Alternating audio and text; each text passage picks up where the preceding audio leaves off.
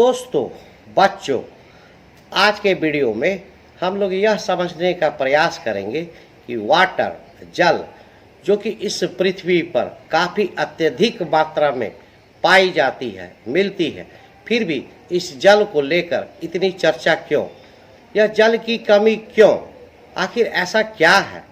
हमारा पृथ्वी एक blue planet है, नीला ग्रह है, अर्थात यहाँ पर चारों तरफ जल ही जल है, फिर भी जल की कमी कैसे?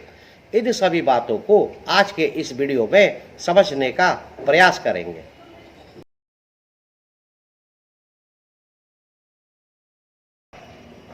वाटर ए प्रीशियस रिसोर्स, जल एक महत्वपूर्ण संपदा।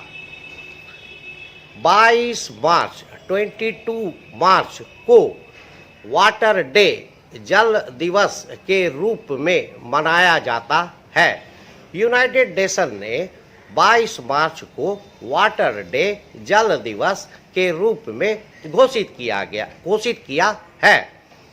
यह वाटर डे, जल दिवस विश्व के कोने कोने में, प्रत्येक देश में, यहाँ तक कि भारत में भी मनाया जाता है। इस दिन विभिन्न प्रकार के सेमिनार और कार्यक्रम का आयोजन किया जाता है। आपने कई प्रकार के विभिन्न स्लोगन सुने होंगे। जल है तो कल है, जल है तो जीवन है, save water, save every drop of water, water is my best friend. तो इस प्रकार के कई स्लोगन आपने सुने होंगे।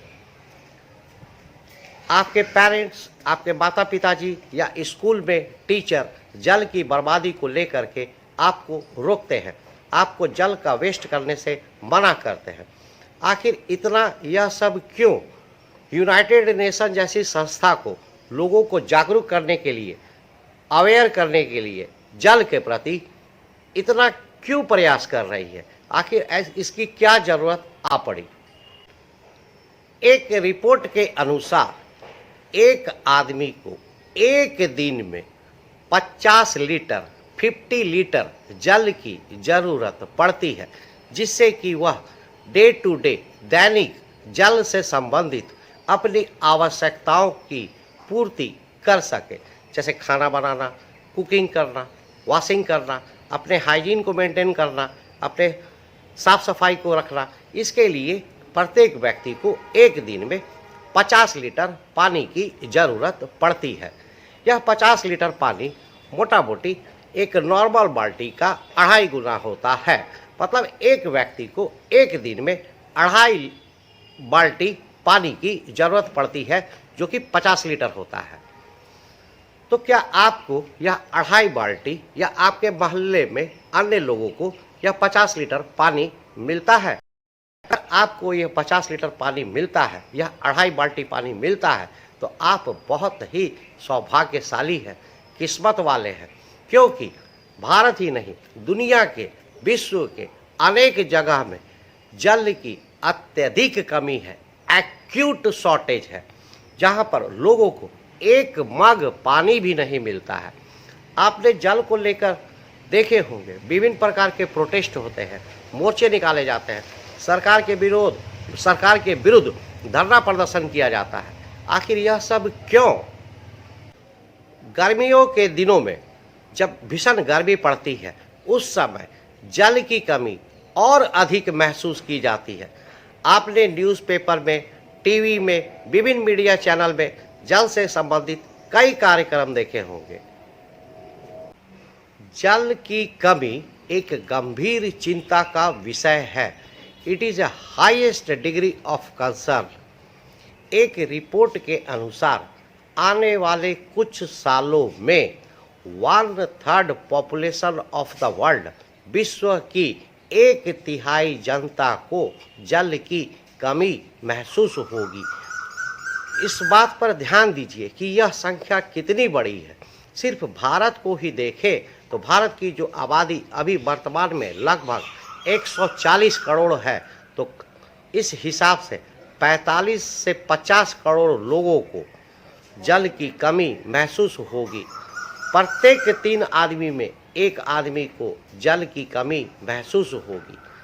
1 आदमी, 2 आदमी, तीसरा आदमी जल नहीं है। चौथा आदमी, पांचवा आदमी, छठा आदमी जल नहीं है।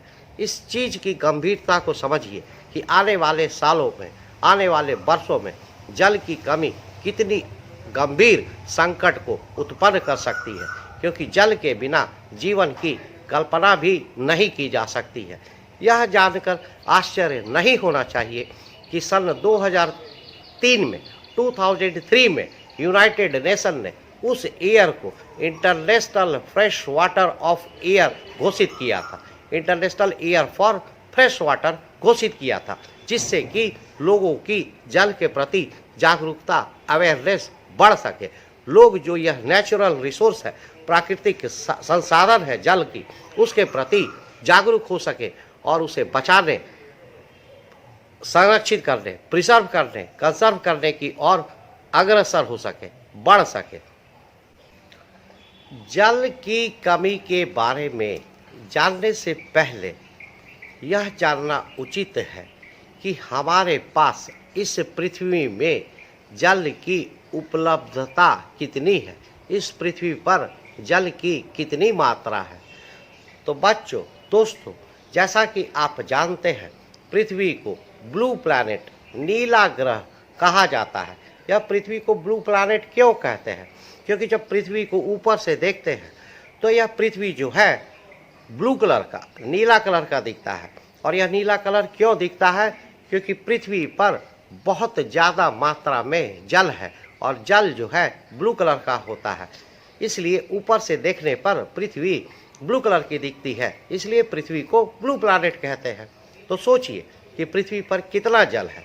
मोटा मोटी पृथ्वी के एरिया में 2/3 एरिया में जल है और सिर्फ 1/3 एरिया में लैंड है। तो कितनी विशाल मात्रा में जल है। फिर जल की कमी कैसे आते हैं? तो यह 2/3 एरिया में अगर परसेंटेज के हिसाब से बात करें तो 71% पृथ्वी का एरिया, 71% पृथ्वी का एरिया जल से कवर्ड है, घिरा हुआ है, कवर्ड है। यह पानी कहाँ मिलता है? यह पानी हमें सागर में मिलता है, महासागर में मिलता है, तालाब में मिलता है, पॉन्ड में मिलता है, लेक्स में मिलता है, सी में मिलता है, ओशियन में मिलता है, इस झरनों में मिलता है। इसके अलावा और कहाँ मिलता है? इसके अलावा जल जो है आइस के रूप में, आइस बर्ग के रूप में नॉर्थ पोल, साउथ पोल, ध्रुवीय क्षेत्रों में मिलता है, जहाँ पर कि वह बर्फ की मोटी चादरों के रूप में है। इसके अलावा भी जल मिलता है। यह तो पृथ्वी के सरफेस, सतह पर मिलता है। पृथ्वी के सतह के नीचे, सरफेस के नीचे जल जो है अंडरग्राउंड वाटर, भूमिगत जल के रूप में हमें प्राप्त होता है। तो सोचिए जल हमें कितनी जगह से मिलता है, कितनी जगह से मिलती है। तो जब जल हमें इतनी अधिक मात्रा में पृथ्वी पर उपलब्ध है, अवेलेबल है, तो फिर प्रॉब्लम क्या है? दोस्तों, आपने अभी थोड़ी देर पहले अगर ध्यान दिया होगा तो मैंने कहा था कि 2003 में यूनाइटेड नेशन ने 2003 ईयर को international year of fresh water के रूप में घोषित किया था। इसका मतलब है कि जल जो है दो प्रकार के होते हैं, एक फ्रेश वाटर होता है और एक सैलाइन वाटर होता है। सैलाइन वाटर खारे पानी का जल, नमकीन पानी का जल, और फ्रेश वाटर मीठे पानी का जल, जिसको कि हम लोग यूज़ करते हैं, उपयोग करते हैं। तो जल दो प्रकार के होते हैं, saline and fresh water. Saline water को हम और आप यूज़ नहीं कर सकते हैं क्योंकि यह मनुष्य के यूज़ करने के लायक नहीं है, यह नमकीन होता है। तो हम लोगों को मीठे पानी की ज़रूरत पड़ती है, और मीठा पानी नदी, झरनों, तालाब, पॉन्ड्स, लेक्स में मिलता है। यह जो ओशियन है, यह जो सागर और महासागर है, सी है, यहाँ पर नमकीन पानी मिलता है। और यह जो जल हमने बताया 71% जल, 2/3 ऑफ अर्थ एरिया, इसमें से अधिकतर पानी नमकीन पानी है, समुद्र का जल है, महासागर का जल है, जो कि खारा होता है। इसको हम लोग यूज नहीं कर सकते हैं। यह पोर्टेबल नहीं होता है। फ्रेश वाटर, मीठा पानी का जल ही पोर्टेबल होता है जो हम लोग यूज करते हैं। तो इस तरह से आप थोड़ा समझ रहे होंगे कि अचानक से यूज करने वाला जल, मीठे पानी जल की उपलब्धता, अवेलेबिलिटी कम हो गई। अब यह जो मीठे जल की उपलब्धता, अवेलेबिलिटी है, उसमें भी थोड़ी समस्या है, प्रॉब्लम है।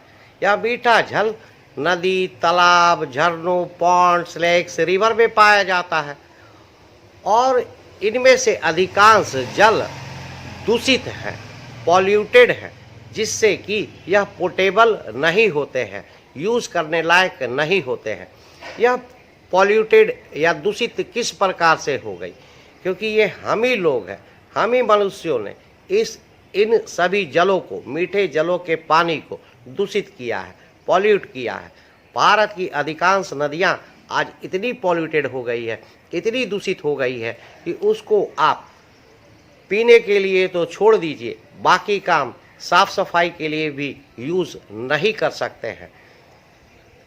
भारत सरकार ने नदियों को साफ करने के लिए एक महान प्रोजेक्ट को स्टार्ट किया, गंगा कल्याण योजना।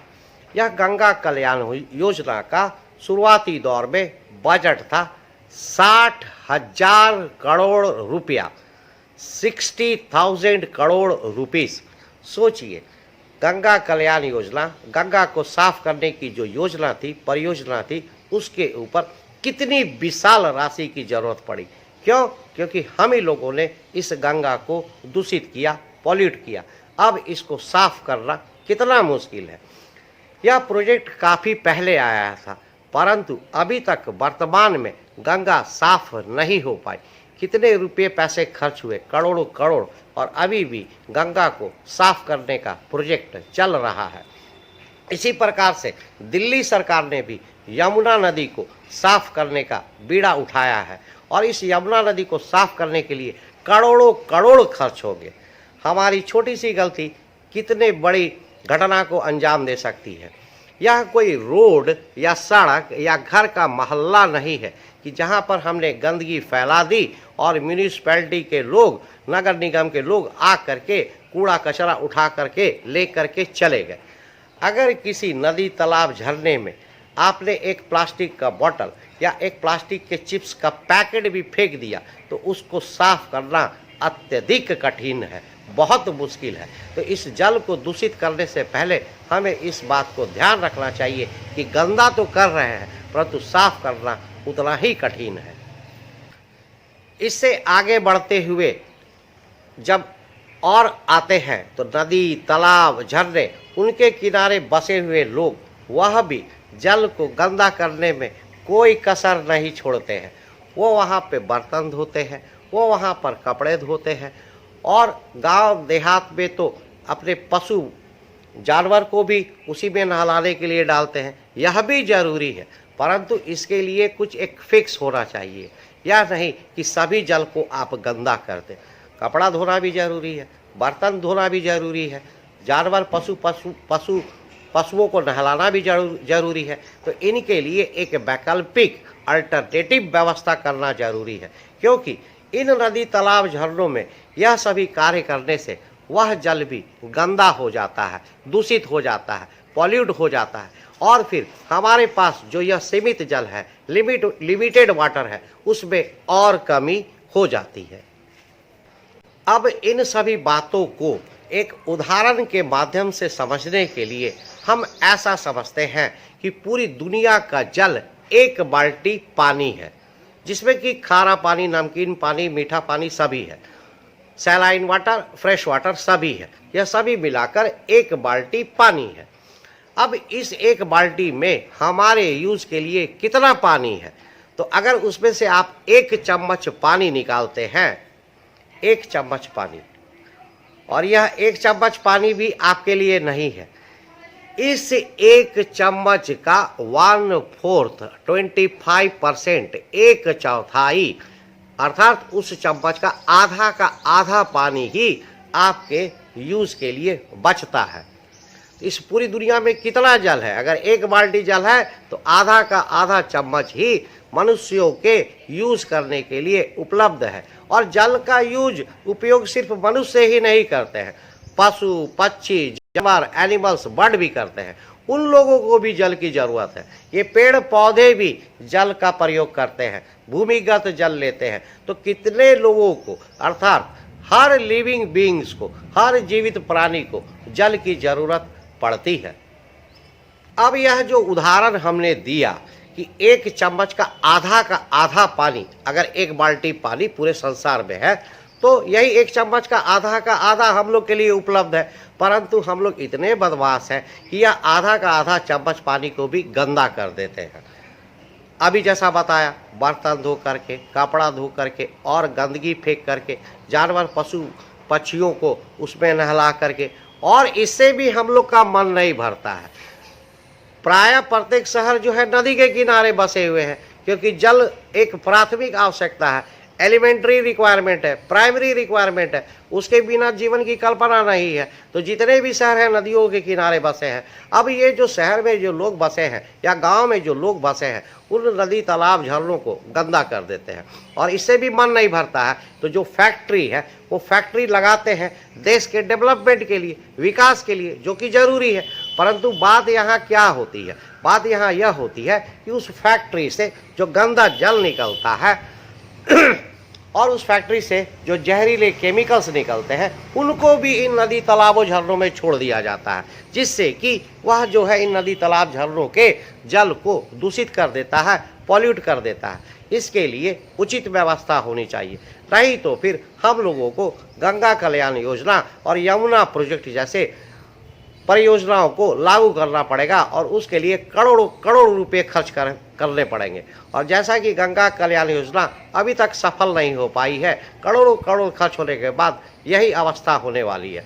तो इस चीज़ को ध्यान रखें, नदी झरने तालाबों के जल को दूषित ना करें, पॉल्यूट ना करें।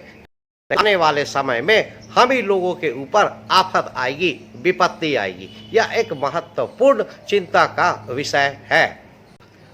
अगर परसेंटेज के हिसाब से देखें तो अगर दुनिया में 1% जल है जिसमें सैलाइन और फ्रेश वाटर दोनों है, खारा पानी और मीठा पानी दोनों है, तो उसमें 0.006% पानी ही हम लोगों के यूज़ के लिए, उपयोग के लिए बचता है।